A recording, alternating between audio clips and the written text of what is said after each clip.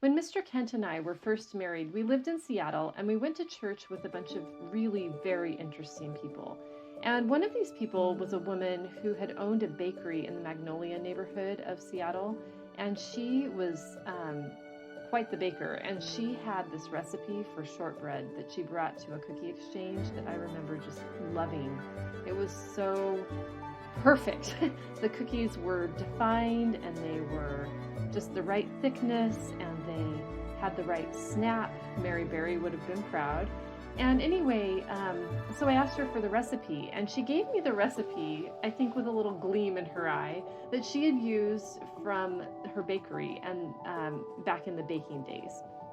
And she told me that she'd given this recipe to a lot of people and they'd been astounded that it was in weights. Like it called for 2 pounds of butter and 2 pounds of flour and I can't remember how much powdered sugar. And people had said, well, what does that mean in cups? And she said, this is what we used at the bakery. And so I tinkered with it a little bit at the time and really enjoyed the cookies. But then the recipe, we moved and the recipe got lost for a while.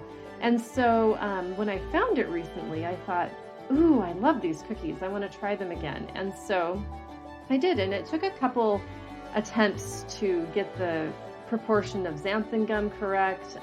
When you're transitioning a cookie recipe or a quick bread recipe into a gluten-free flour, it generally works pretty well, but the xanthan gum can be a little bit tricky. So anyway, got that sorted out and we got these cookies and I was really happy with where they were. And then I thought, I'm going to put little shards of chocolate in them because I think it would be the perfect thing to complement the buttery richness of the cookie. And so I did that and the result is just a great little bite. The cookies are crisp and the little bits of chocolate are a nice little reminder that you're not just eating butter. And so anyway, this is a really nice cookie. This particular adaptation of the recipe can work with gluten-free flour with the xanthan gum indicated, or it can work just fine with a bread flour. Actually, my friend used bread flour in her recipe. So they are a much smaller batch. This batch makes about 11 or 12 cookies, which is probably just about right. It uses a half cup of butter, which tells you just about how much butter is in each cookie, almost a tablespoon in each cookie.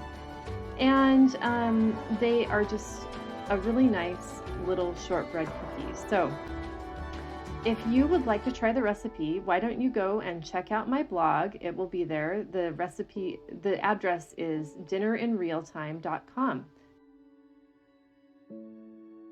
So here they are a little closer and you can see that they are a nice crisp cookie with a nice tender bite.